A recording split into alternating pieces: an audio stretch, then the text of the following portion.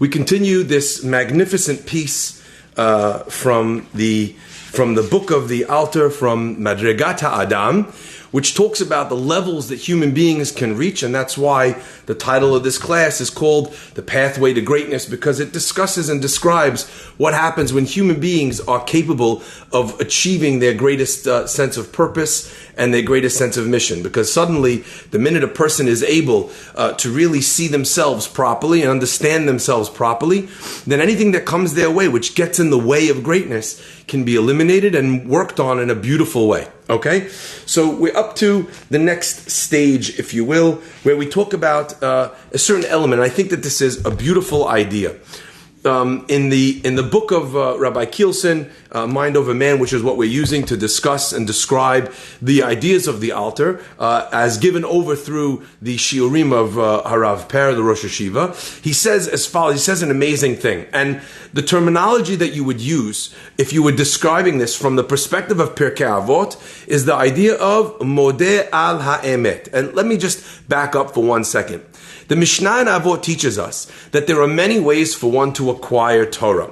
But as I always say, sometimes the terminologies we are using, they're descriptive of elements and they're descriptive of things in a way which perhaps we didn't imagine or we would not have thought them to be the case. So in other words, when I talk about acquiring Torah, probably most people think, oh, the rabbi's talking about an idea of getting or acquiring some level of connection with the Torah of a rabbi, or to become a kollel student, or to become a rosh yeshiva, or something like that. But the truth could not be further from that. In fact, every single Jewish person on earth, their birthright is to have a portion of Torah. So much so that we are taught that when Am Yisrael comes together at the foot of Mount Sinai, they receive the Torah as one group. They receive it with one voice. And that one voice that speaks to all of the Jewish people, so to speak, gets subdivided and translated by every single person that was at Mount Sinai.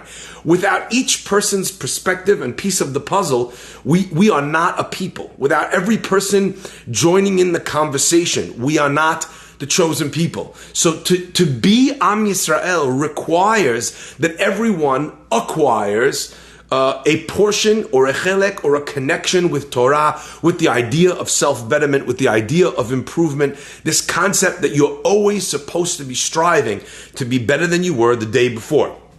So the Mishnah says that there are 48 keys or 48 doorways that Torah is acquired through. One of them is Modeh al Ha'emet, someone who's capable of admitting to the truth. And I think that this is a magnificent piece because, as I say, a lot of what we're learning today, and this is why we chose specifically these limudim, these teachings and these ideas to communicate, they apply in our generation in a way which, they have never applied before. Never has so many people been so sure of themselves, no matter what the topic. We're so sure. By social media, we have become experts in everything. So as an example, you and me, our opinions are equal. You have an account on social media and I have an account. You can comment on Instagram, bloggers, comments on news stories. You can say something and I can say something. The fact that I've sat and learned in yeshiva or in a medical school or in a college for law, the fact that I think that something is the case is the same as you. We're two equal voices, each as expert as each other, because we've been given that platform. It used to be that you had to have some credentials in order to be speaking truth to the public. Today, that is no longer the case. And by the way, there are benefits to that, because when a certain group of people decides to corral the conversation, to manage the conversation in a way that they want, suddenly the people, quote unquote, have been given a voice. The downside of all the people having a voice is that the voices are considered to be of equal importance. Not that one person is more important than anyone else. We're all made in the image of God. But the fact that I can opine on something that requires a level of expertise. I'll give you a crazy example of where this applies online today in a very damaging way. If you're an Instagram influencer, you could talk to millions of people and tell them that this diet pill is how you became skinny and how you got in such great shape and how you look amazing. And someone sitting at home a little bit overweight or not overweight at all, but kind of gripped by this, vision of perfection that social media is pushing so hard day after day, nonstop. They look at this, they say, I want that. Meanwhile, this model has never taken that pill. This person who is a great author has never taken the course that he's recommending on his channel. So this is your dream embodied, and you're like, oh, this person is telling me that's how I get there. That's not how it works. And we've had countless people die because this diet pill that some influencer was pushing down other people's throats, even though they never took it themselves. They either were blessed with an unbelievable metabolism, or they love going to the gym, or they love punishing their bodies. Whatever the reason is, they look stick thin, and you will never look that way unless you starve yourself, unless you make yourself miserable. But it's being sold to you by this expert. And what gave them expert status? It's a fascinating thing. If you put an advertisement on TV, you guys have heard this before. You could tell me anything, right? And at the end, you have that voice come in. You must be 18 years old. You speak to your doctor if you want to take it, because it might cause this, or even death, right? That's what you have to say when you advertise on TV or on the radio. But somehow on Instagram, which is a much more used platform, and is a much more used platform by young, vulnerable people, and it's pervasive because they're on it all the time, or Snapchat, or Facebook for middle-aged people, it doesn't make a difference. Any one of these platforms, it's always on, and it's always scrolling, and you're hearing the opinion of experts, quote unquote, and suddenly you think to yourself, oh, there we go. That's when it becomes damaging. It becomes damaging when people can offer opinions on vaccines. It becomes damaging. By the way, whichever side of this you fall on, okay, pro, not pro, it doesn't make a difference. Can we at least agree that a lot of the people who are making a lot of the noise had no clue what they're talking about? You bought in because of this, they bought in because of that. Neither of you has any training. So maybe stop talking to other parents about, it's a crazy responsibility what you're doing when you talk about a vaccine. It's a crazy responsibility when you encourage other people. Just the other day, there was a person who went to synagogue wearing a mask, and he was made fun of and bullied by other people in the community for being a liberal, politically correct. The person is scared he's going to die. Like, what is that? And you know what? There are lots of good reasons who have names that we know from our community who have died from this. Stop bullying the guy because he wants to wear a mask. You don't want to wear it. You think there's enough evidence. By the way, I don't know. Did you do your research? Who did you speak to? Did you just get some post that actually reaffirmed what you already believed? You see, the idea of truth in what is called in the Sefarim, Alma de Shikra, a world of lies. We live in a world of lies. Now, some of us are old enough to remember communist Russia back in the day. In communist Russia, and as well in China today, okay, you have this idea where the government will decide and control the narrative of the way things work. So at the time in Russia, when people were starving, they didn't have food to eat, and they were waiting on lines in front of the grocery store, they would be told by the news and the media that in America, they're starving to death. And at least here, you have bread. Meanwhile, in America, they're using bread, as frisbees in the backyard. That was what was going on in pre-Cold War. But that idea is still going on, and never mind in communist countries, it's still going on here. It goes on in politics. It goes on in sports. It goes on in religion. It goes on in so many ways. Says the Mishnah, Modeh al ha'emet. One of the most important things in the world is the ability to be modeh, to admit the truth. When someone confronts you with a difficult truth, accepting that difficult truth, not constructing walls around yourself to not allow difficult truths to penetrate your persona and your consciousness. Now, I want to share one story about this, an amazing story. There was a rabbi who wrote an unbelievable responsa. And in this responsa, he wrote a ruling on halakha, and it was a very big and very well publicized ruling. At the time, someone came and asked a very good question to the person who wrote that ruling. And he went up and publicly rescinded his halachic responsa. And again, it was humiliating to kind of say, I was wrong. I got it wrong. This is a great question on my position. I got it wrong. The Chazon Ish went to this author, and he said to him, I don't understand. Can you tell me, what in the world, where did you get the courage, the wherewithal to be able to do something that most people would not be able to do? And he says, and by the way, you and I both know that the question's a great question, but there are ways around the question. There are ways to talk about this where you can kind of navigate around the question, or it's not such a great question, or you could spin it, etc., etc.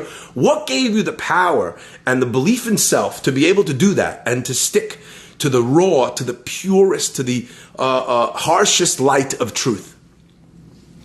And he says, I want to tell you what happened. When I was a young boy, I was studying in the yeshiva of the Alter of Navardak, okay? This is not in this book, but it's also in another book, all right? What happened?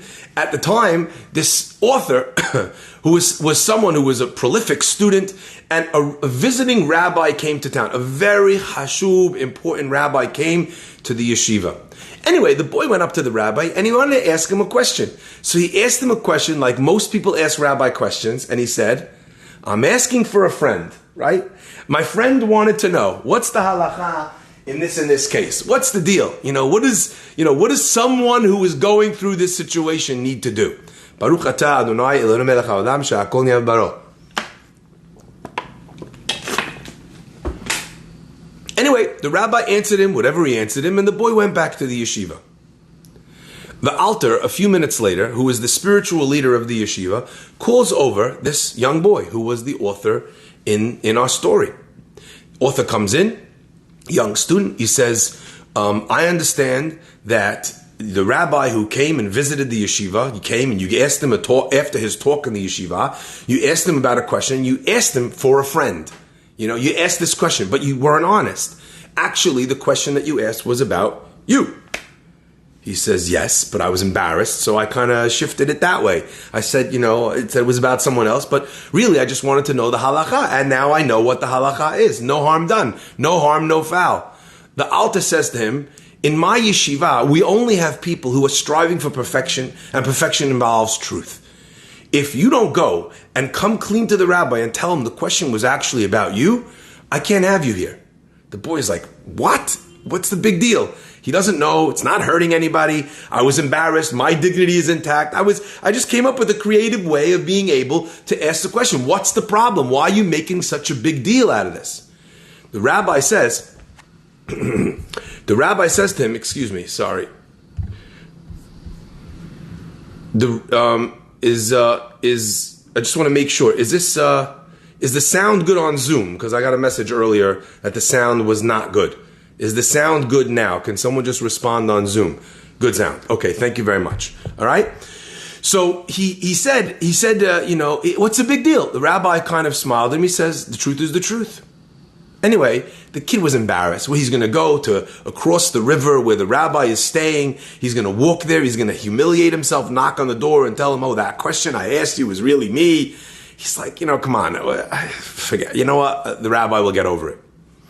The next morning, he comes to Shacharit to pray in the synagogue, and as he walks into the synagogue of the yeshiva, he sees one of the young new guys, the new recruits to the yeshiva, is sitting praying in his seat. So he says to the young man, he says, excuse me, you're in my seat. And the young man says, I'm really sorry. I'm new here. I didn't know where to sit. The rabbi told me that the person who used to pray here left the yeshiva, is no longer a part of this school. The boy understood that the Alter was not playing games. So he steeled himself for this embarrassing, humiliating encounter with the visiting rabbi. He puts himself together, puts on his tie, his jacket, his hat, whatever he needs. He starts walking the 15, 20 minutes. He's like mortified inside. His face is already blushing. He doesn't even know how he's going to make the comment. He finally walks through the streets. He crosses the bridge. He gets to the front door. He's sweating he's sweating. And he raises his hand to knock. And as he's about to knock on the front door, there's a quick tap on the shoulder. He turns around quickly thinking he's being mugged. Who is it? It's another boy from the yeshiva.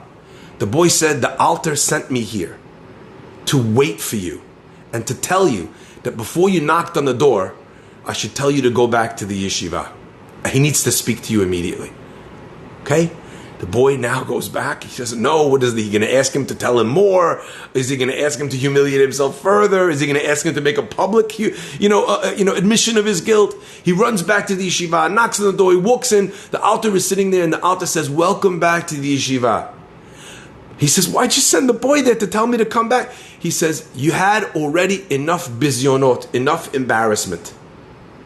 He said, "The crucial point here, more than anything else, the crucial point here was for you to understand that being embarrassed is not a good reason to not tell the truth. The minute you were willing to walk back up and to own your mistake, I don't need you to be embarrassed for the sake of making you embarrassed.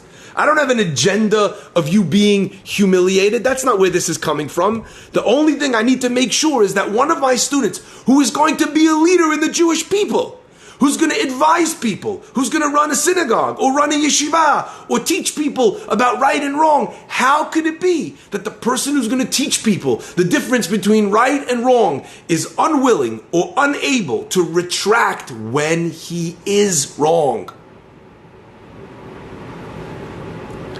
That Alter, that teaching is this. Modeh al ha'emet. Accepting difficult truths about yourself. You did something, you thought it was a great idea, but you didn't ask. You didn't ask the people involved.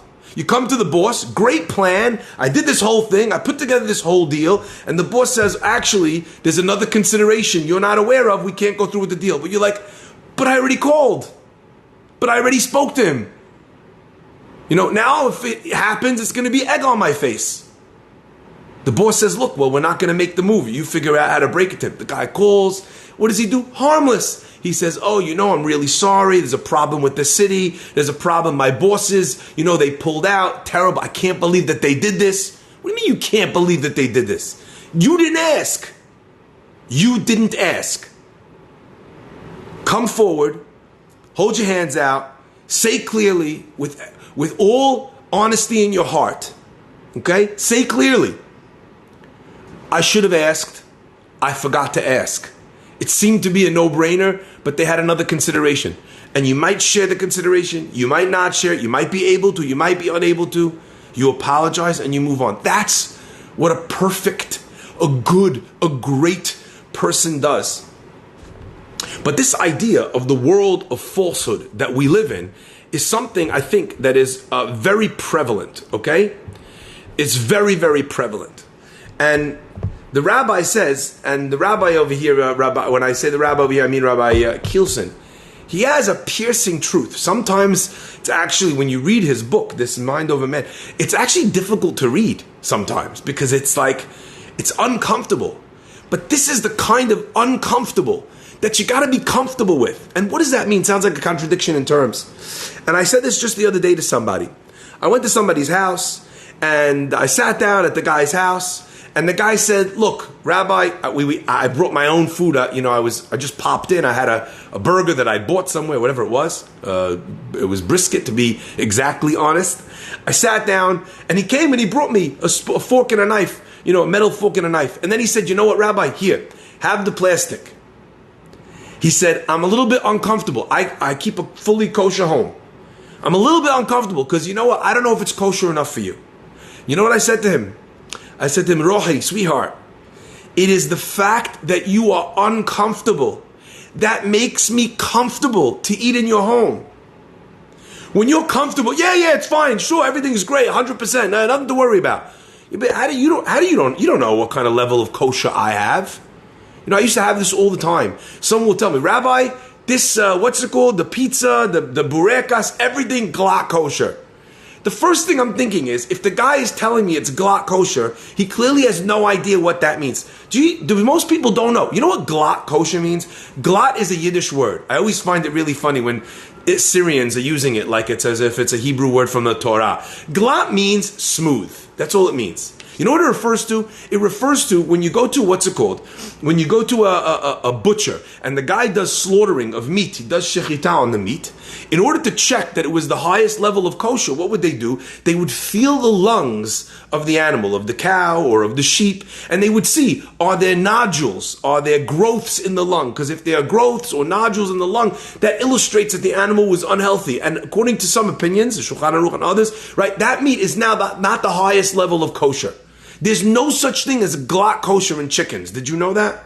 There's definitely no such thing as glatt kosher in anything milk or parv. But the term has evolved, and it's kind of like an ignorant term used colloquially to describe most other things. So I was just in a beautiful little coffee shop, and the guy tells me everything here. He goes, I don't know if it's glatt kosher. I said, I'm sure it's not. Do you know what glatt kosher means? Are you serving sheeps on top of your, on top of your coffee bar? Like, this is not, for sure it's not glatt kosher, right? But it is the discomfort, the lack of comfort in somebody like that. The fact that he doubts himself means that he double checks. It means that you go back over your things. You write in pencil, instead of in pen. And there's lots of people who are very bold. They do everything in their life in pen. And then they don't think there's ever going to be a mistake. I don't make mistakes. And if I make mistakes, you know what?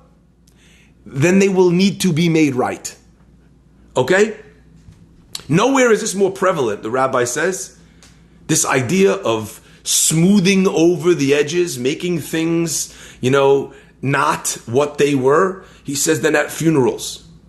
Invariably, the guy that passed away, the biggest tzaddik in the world. The kindest, nicest, gentlest, never argued, always did this, always the best, it's most religious, all of the wonderful things. Rabbi says, I'm going to read you what he says. He goes, the problem is that you knew him. You didn't know him. Fantastic. It sounds like they're burying the Gadol Hador. But I remember once, I was at a funeral and the rabbi was talking about this person and how he loved to go to shul, loved to be in shul. And I hope that his kids in the future years, are also going to go to shul as much as he did and love shul the way their father did. And I'm sitting there and I'm looking and I see the kids are smirking in the front row, right? Like looking at each other, like half smiles on their face. First I thought, I can't believe it. The kids are clearly deciding that they're not going to follow in the ways of their father. I don't know what's going on here. Afterwards, I'm there and they're schmoozing. And what did they say? This rabbi, he described someone, problem is we knew him. He never liked shul. He was a great person, loved to pray, but he did not like going to shul. In fact, he's hoping that we will be like him. We go to shul much more often and much more religiously than he ever did. Right? So making someone out, it actually makes the family uncomfortable. Why are you talking? This is not who he was. And you know what? There were other good things about him. But this is not who he was. And I want to share with you the piercing truth that he shares. Just because I think it helps sometimes to hit the reset button a little bit, okay? Everybody is sure when you go to a levaya, you say, the person is in a much better place. Gan Eden, of course, everything's wonderful about him. As if the ticket to Gan Eden is actually just dying. You pass away, that's it, you go to heaven. There's no such thing that, in his words, again, when did a tombstone become an accomplishment? He's very sharp, the rabbi here. But even if you kind of dilute his sharpness a little bit, even if we can't handle the truth, like they say, what he's saying is very powerful. In Judaism, we believe that there's a world to come, and that there's the cleansing process. If you don't get to go to that place, you get to go to the other place. I always say, when you get to Shamayim, there's one elevator and there's two buttons and both buttons say H on them. Like, you push the top H is heaven, bottom H, So, when we talk about it, we're not joking around. Did you keep the things? Were you honest? Were you kind? Were you judgy? What did you do? How did you spend your money? How did you make your money? All these questions are a question that a person's going to need to answer. But now, never mind for a second the element of these things. It's important to understand just on a level of truth, just to get who you are. Who am I? Where am I holding? Do I have a place to improve? The worst people in the world are the people who think that they're perfect, because they never work on themselves. They're never wrong. And when they are, they'll slide this way, slide that way. The rabbi said to the Chazon Ish, you know how I was able to print a complete public retraction, take this on, even though it could be I could have answered the question. He said, because when I was a young man, the rabbi taught me, even if it doesn't matter at all. Someone's asking which book. This is the book. It's fantastic, okay? Again, quite sharp sometimes, but, take it with a little bit of water before, and after you ate a meal, all right? And look, and it's fantastic. And he says as follows, there's a law, a very interesting law, just to back this up. The Ramban writes, okay? The Ramban writes that we know that there's an idea that after Shabbat, a person, there's certain halachot that we do, that we keep, that we do with regards to Shabbat, because in Shamayim, in the other place, in the place of cleansing as opposed to the place of Gan Eden, so the people who have sinned on Shabbat, they are given reprieve. Okay, after Shabbat is over, then they return back to that place, and again they're back in that cleansing element of Gehinnom, etc., etc. But the Ramban writes something fascinating. He says that there are those that keep Shabbat for an extra amount of time. Why? He says, because in the world to come, when a person who keeps Shabbat for 72 minutes after, not the earliest time in the calendar, but the later time in the calendar, so in Gehinnom as well, when people have to go back after Shabbat, if they kept Shabbat longer, then also they stay out longer afterwards. Why? Not because we want to look at this with fear, but listen to the point that he makes. He says, who's keeping Shabbat extra time?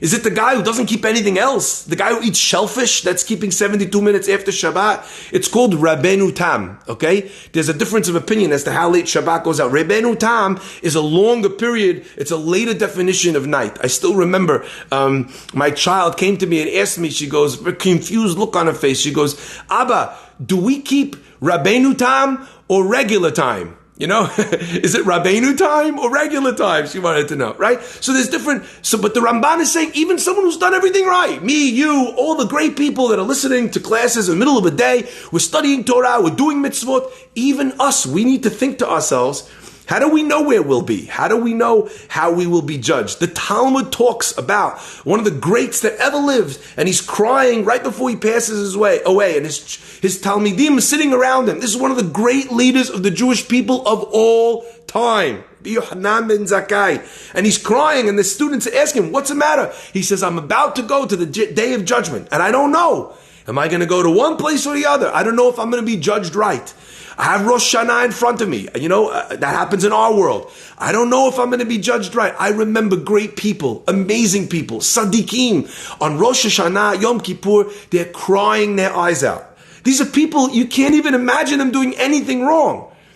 But for me and you, because we're not as perfect, we have this veneer of perfection. Everything we do is fine. We're fine. It's good. Hashem's going to look at me and going to be like, you're amazing. You're fantastic. Skate on by. But the ones that understand what perfection and greatness is, they know that every level that is achieved kind of demands or opens up new vistas and new elements for development. So you see from this halacha as well that you can't really be sure that there's a comfy seat in Gan Eden waiting for me with my name, emblazoned on it.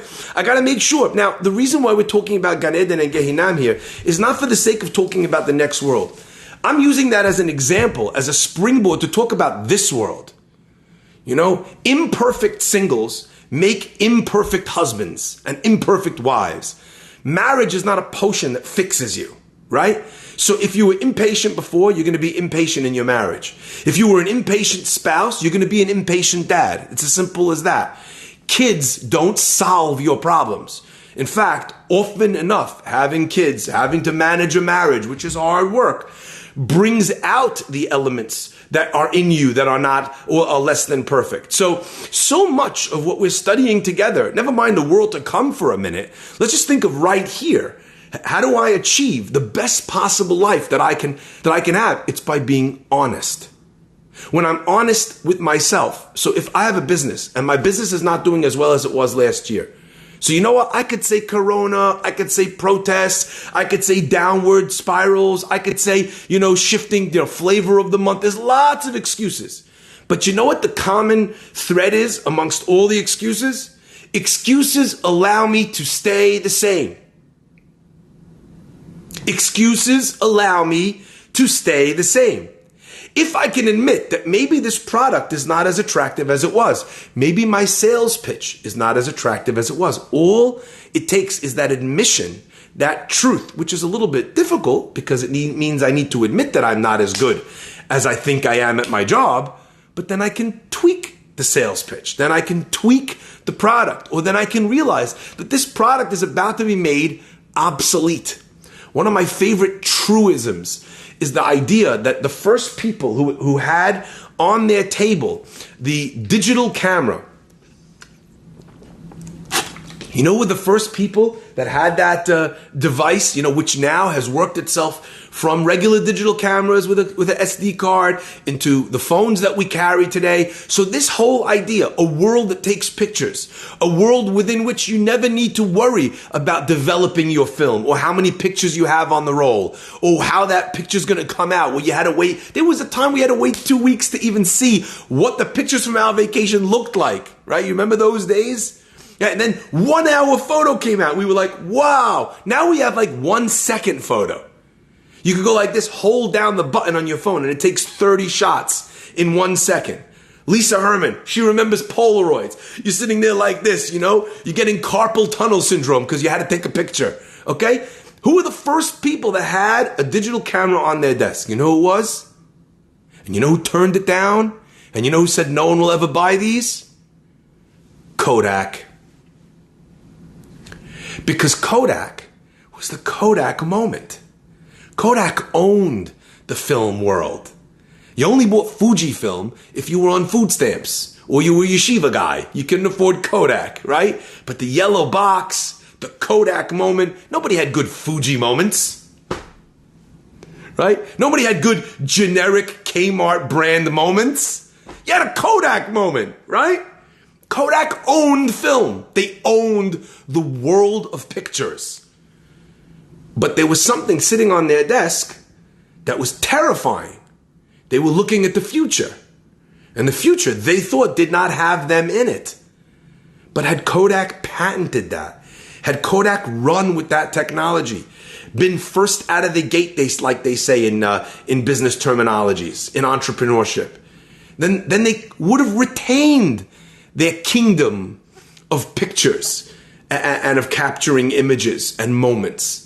Now, ask a kid what Kodak is. They have no idea. They never even heard of it. So do you want to be someone whose deeds, whose life survives the shifting sands of time? You better be ready to accept when you know what? You are not good enough and you need to adapt. And this is not talking to people trying to make them feel less than. The opposite. The greatest people in the world. It's because of Kodak's dominance that camera was on their table. You understand? That's why they had the opportunity to shift and adapt and stay a front horse. But they blew it.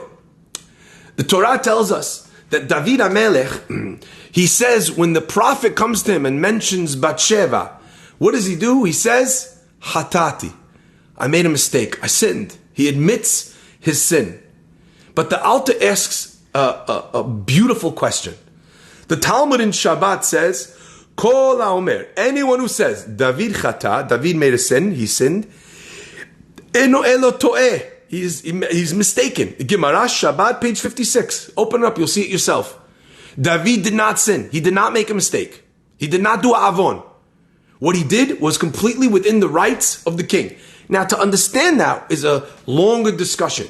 the person, the husband of this woman, Bathsheba, Uriah, he sinned against, against David by speaking against him. Now, at the time, you have to realize, coups were very, very, common. To the point that David has two of his own children who try and undermine him, who are trying to kill him. His own son is trying to kill him. So when the Torah gave the power of kingship to someone, he was also given the power, the sublime power of ensuring that his kingdom would stand, that people would not challenge his kingdom, that his life would not be taken because someone else wanted that spot. Mored b'malchut, someone who rebels against a king of Israel, chayav mitah, it's the king's right to put him to death. So Uriah should have been killed. He should have been killed. So David did not make a mistake. So asks the Alter, I don't understand. If he didn't make a mistake, if he didn't make an avon, then why is he saying chatati? And if he did say chatati, then why is the Gemara saying he didn't make a mistake? And listen to what the Alter says. It is beautiful. Matuk midvash. It is sweet as honey. He says, an elevated person realizes that if other people suspect him of wrongdoing, if people on the street are saying, Mo'aib, if Leonard Cohen is writing songs about you, even if he mixes in random references from Shimshon and other people, if that's what the people are saying, then on your level, you've made a mistake. Because as the person who waves the banner of being a Sadiq, you cannot be someone that people think did something wrong. Even if you didn't. Actually, in fact, even if the Torah could say about you, for all of eternity, the Gemara will dictate and state that you did not make a avon. But David HaMelech says, I missed my mark. Because I am supposed to be someone that acts in the highest possible way. And listen to how he says it. He says, if I, instead of killing Uriah, I'm allowed to kill him. But instead of just putting him to death, like the law states, I send him to the front lines, I do it like this, backwards around. It means that I also, on some level, I'm not comfortable with the way it appears. It appears less than perfect. And if you're surrounded, as he says, by negative rumors and people saying different things, then that indicates some level of failure, okay? So when we are great, we could hear someone says, this is not becoming of you. This is not, you should be doing better. Even though, you know what a small person says, you're telling me I should be doing better? What kind of thing? You're much worse than I am. You're one to talk. This is not about them. This is about you. But a weak person actually makes it about the other person, when really the conversation at hand is about the Sadiq, is about the great person. Now, I want to kind of take this idea a little bit further. The idea of being naki, of being clean and pure in the eyes of everybody else. All right? The idea is expressed in the Torah that David HaMelech says, there's a difference between me and Shaul. In fact, in the actual pasuk, the pasuk says, God says through Shemuel to Shaul, you made a mistake and I'm going to take it away and give it to the friend of yours, a friend who's better than you. The one who's better than you for being the king. Who is that? That's King David. So why is King David better than King Shaul? And listen to what he says. He says as follows. The pasuk says in Shemuel Aleph, Ben Shana Shaul b'molcho. Shaul it literally means he was a king for 1 year. But it almost sounds like he was a king as a 1-year-old. Now, obviously, Shaul was not a king as a 1-year-old. And the Gemara expresses on this pasuk that Shaul, when he was made the king, he was like someone who was 1 year old. He was completely sin-free. So how could it be a person who was so perfect, who was so good, was incapable of reacting the way King David did? What was Shaul's big moment? Shaul made a mistake with Amalek. He was supposed to go in, wipe out Amalek that was threatening the Jewish people. He didn't do what he was supposed to do. The people convinced him. They said, do this, do that. Shaul didn't do what he was supposed to do. Shmuel comes and says, what's going on? He says, everything's great. I did everything exactly like you said. Shmuel's like, 1 second. But I hear animals. I hear some sounds. It doesn't sound like you did the job. Shmuel says, yeah. Actually, I just remembered, right? The people, we kept the animals alive because we want to bring them as sacrifices. The people pushed me to do it. So first he says, I didn't do anything. Then he says, it was the people's fault. Then finally, Shmuel says, I'm sorry. If you didn't follow the word of Hashem and you didn't say chatati, I made a mistake, and accept the truth, Clearly this is not for you. It's going to be taken away and given to somebody else. And after that fact, he starts walking away. And then Shaul says, I made a mistake. Please don't walk away from me. Don't walk away, right? Don't walk away from me. Stay with me, he says. Walk back with me. Give me the kabod at least of walking back with me to the camp.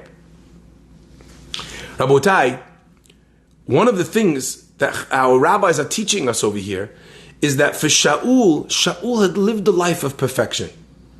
I'm a good guy. I'm a good person. A lot of times, it's extremely difficult for someone who's such a good person, who's so perfect, they've done everything right, to admit something that makes them look so bad is doubly difficult. Because for that person who never made a sin, they can't, it's so difficult for them to see themselves in the light of anything other than perfect. It's like it can't be that I made the mistake. I always like to listen to the way people speak. And sometimes when you're in an argument with someone and you call somebody out, you say, you really shouldn't have done it. I think what you did wasn't correct to this other person. And listen carefully to what the person puts the emphasis on. If the person says, I didn't do that, right? I didn't do that, that means that he didn't do it. He thinks that someone else was the one that did that job. It came from the boss, it came from the higher ups, it came from somebody else. Sometimes people say, I didn't do that. Then they're saying that what you're saying that they did, they didn't do. But a lot of people say, I didn't do that. You know what I didn't do that is saying? Subconsciously, the way the person speaks, where they're putting the point. I didn't do that. They're saying, it can't be that someone like me would have done something like what you're suggesting I've done. It doesn't fit with my self-image. I can't see that I would have done something so mean or so dishonest or so inappropriate or etc., etc. I think this idea is something that lots of people struggle with. And we need to be ready. It's so important. We have to be able to say the words, chatati. Now, that's different than saying sorry. Sorry says, I apologize for what I've done. Chatati means I say I was wrong. It's very hard. The more accomplished, the better you are, sometimes the harder it is to say. And I think that maybe is the wisdom of the words. We say, Ve'en anachnu, we do not have the brazenness, the arrogance to say, Sadikim anachnu, ve'lo chatanu, that we're sadikim and we didn't sin. That's what we say. When we say the ashamnu, we say, we're not saying that we're sadikim, we're righteous and we didn't sin. I always thought, why do you need both of those? Why not they just say, we're not saying we're tzaddikim, or we're not saying we didn't sin? What is it? What is the double language of we're not saying we're tzaddikim and we didn't sin? A tzaddik is someone who doesn't sin. Someone who doesn't sin is a tzaddik. Why the double? And I think that there's something which is piercing here.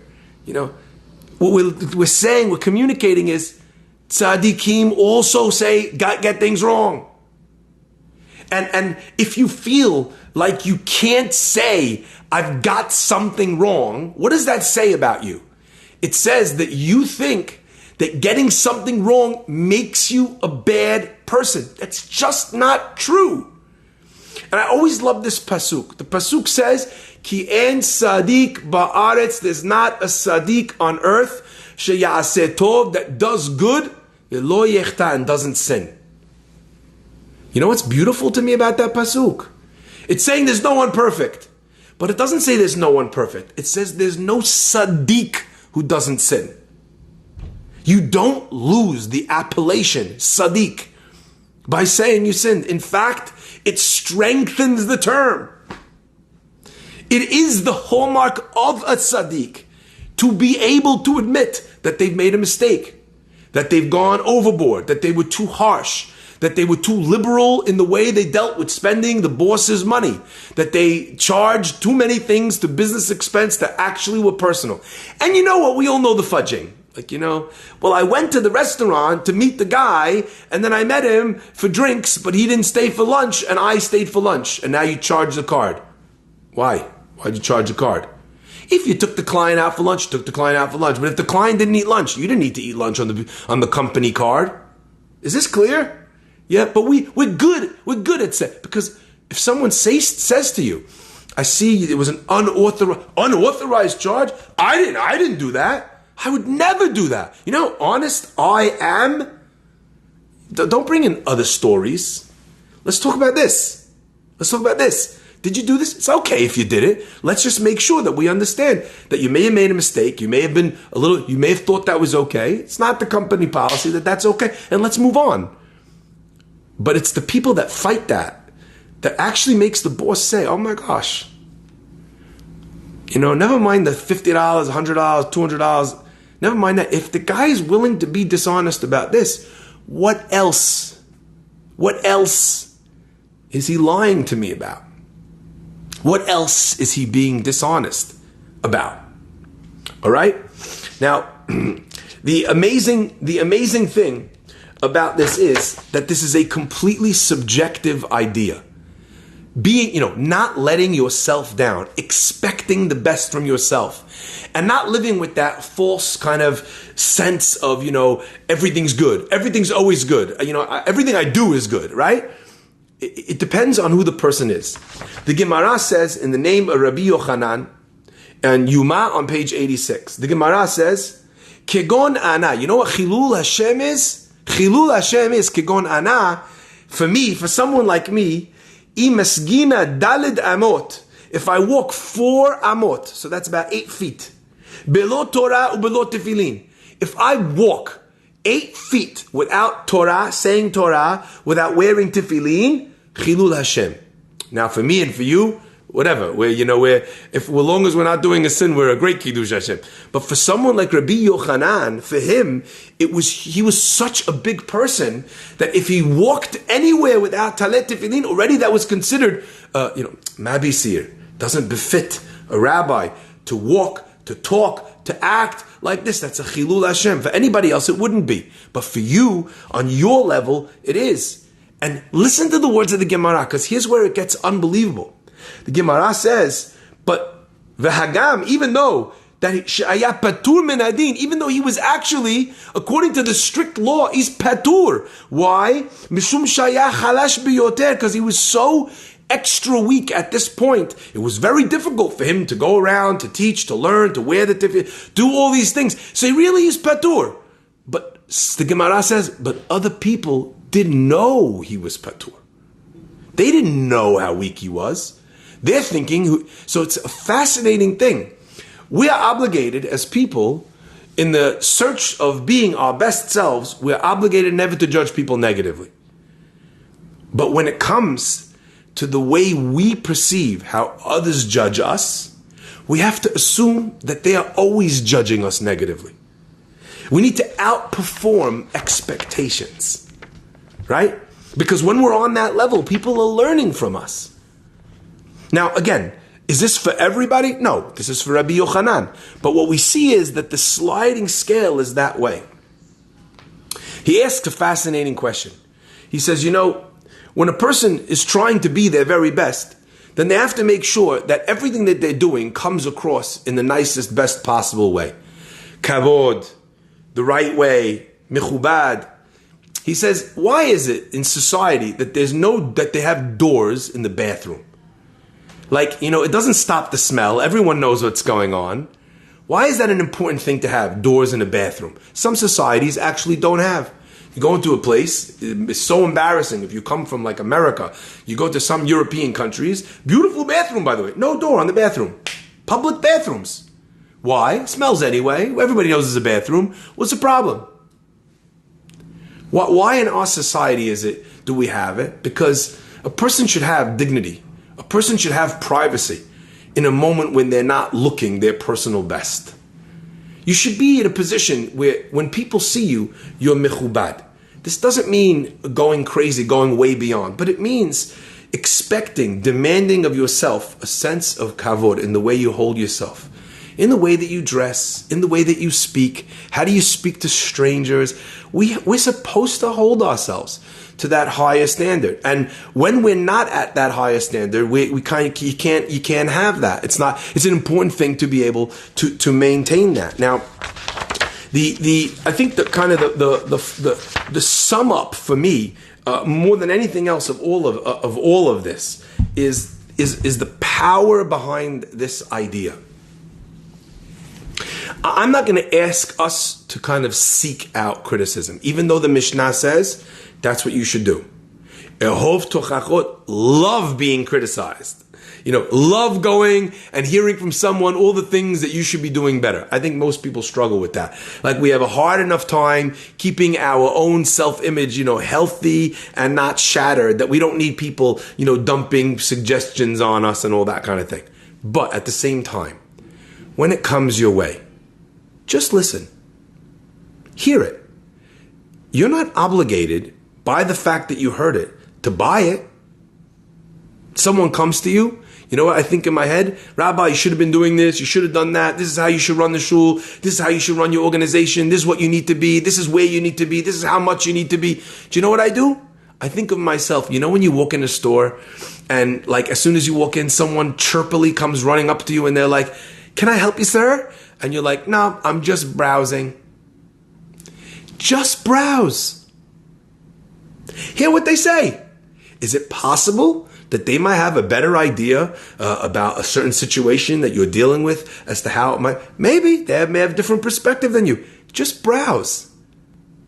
Don't feel pressure to buy. When the salesman is standing next to you, can I wrap that up for you? Is there anything you'd like me to take to the cash register? No, thank you. No, I'm just browsing. So tell the person who's giving you this, sure, of course, I'd love to hear. I'm always open to suggestions. I'm always open to improving. If you're not willing to be modeh al ha'emet, to admit when something is off, then you're stuck being you for the rest of your life. Now, some people are quite happy with them. And I think that that's a good thing to feel. But to think that there's nothing that you could do better ever is just such an arrogant misconception. And you know what? Even if you were the best you could possibly be a week ago, a year ago, your life situation has changed. You might be amazing as a husband and terrible as a dad. Some people, they're not great with little kids. I'm not saying that they're horrible people because they're not great with little kids. You see, they're holding the baby arm's length away. What do I do? Where do I put it? You know what I mean? This discomfort. Some people are better, some people aren't. But you need to adapt. You can't tell your kid, yeah, I'll be here when you're a teenager. Love having deep conversations with older kids. What are you talking about? Where are you going to be when the kid's small? You're going to roll around on the floor with them with the Legos. You're going to play in the park with them. Get grass stains because you're throwing the football around. You need to adapt. If it's not your natural state, tough. That's part of what being a parent, part of what being a husband or wife is. This ability to adapt to what the situation requires from you. But Mr. Perfect or Mrs. Perfect, they don't want to hear it. They don't want to hear it. And it's only to their own detriment. It's only to their own. One of my favorite things that I ever heard was a video of Rabbi Jonathan Sacks. I don't know if some of you are familiar with him. Absolutely brilliant thinker, orator. I don't necessarily agree with everything he says, but I think he's amazing, and I think he's a tremendous spokesman, to the world. Wonderful. And I see this video, and he's sitting there, and he's got this pensive look on his face, and he's thinking, and he says, probably the greatest moment of me being a rabbi, was one of my most difficult moments. It was when he realized, he says, that I just was not good with people. Now, for a rabbi to believe that about himself is very bad. It's very tough. Because what is your job? Your job is people. Your job is your communication skills with the people, your empathy of them, your understanding, your ability to kind of be with them in their sufferings and their challenges, to step out of your rabbi self and into their congregant self. What is life like for them in this situation? For a rabbi, a lot of times rabbi will just tell someone, have faith. But really the rabbi is kind of, and he's saying it earnestly, But he's saying it from a place where it's easy to say it from. Number one, because he doesn't have that specific difficulty. But number two, because he's got faith. He is a man of faith. If you're someone who has much more religious family members or much more religious cousins, you will have heard this at some stage from them. They don't mean to be condescending, but they're speaking from a place of great faith. And you now, who lost your business, who has suffered a setback, or someone's unwell, and they're telling you to have faith, it's not a helpful thing for you to say to me. But at the same time, they mean well, and for them it works, because that's where they're coming from.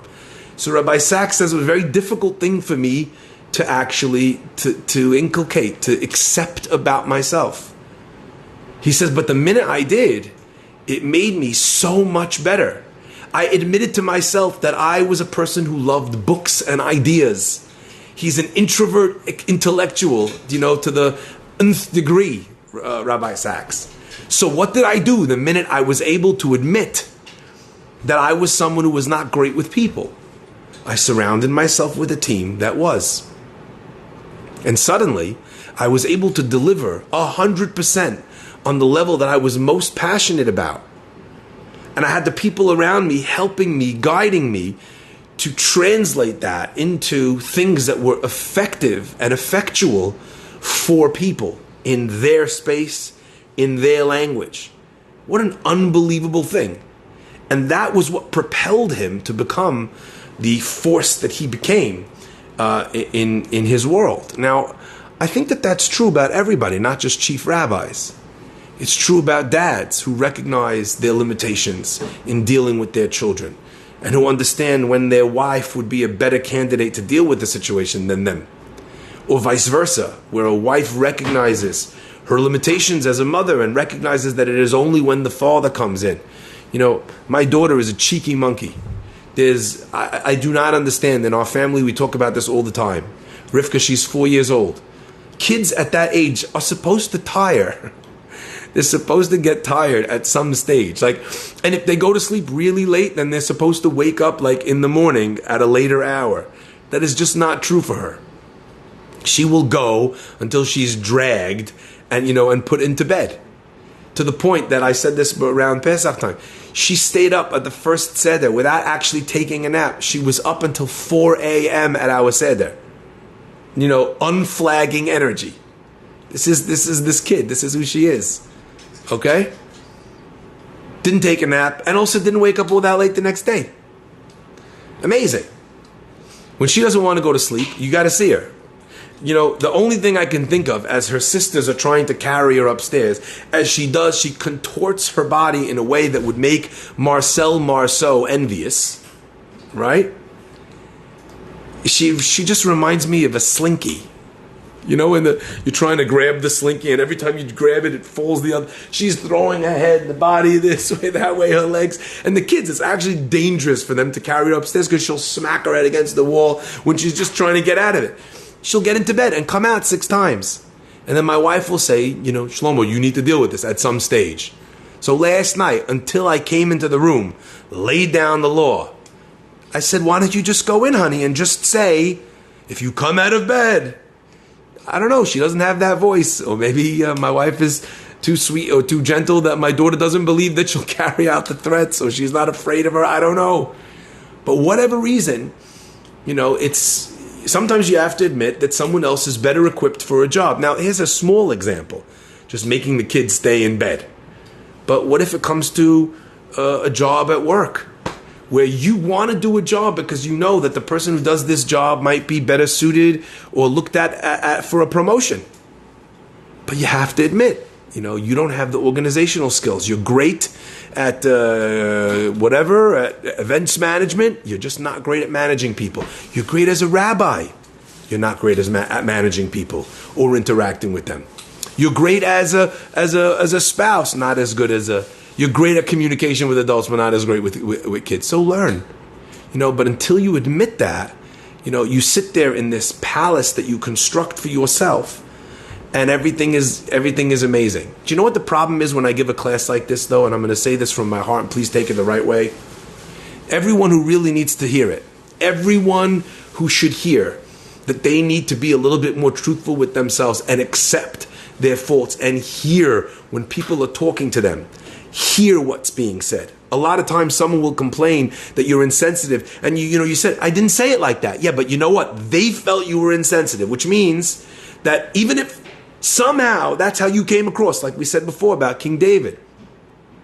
The problem with this class is that when you give this class, everyone who really needs to hear it thinks at the end of this class, oh, boy, do I know someone who needs to hear this class. And they're forwarding it around to all the other people, who probably need it less than them. I'm giving you this class because I think it's true to myself. It's true for me. And I think that this is one of the greatest steps that a person goes through in developing themselves, is being able to admit their own inconvenient truths. Thank you so much for listening. Alamak. We'll see you next week, please God. Or actually tomorrow, we've got the class on Tuesday night. Looking forward to seeing you all.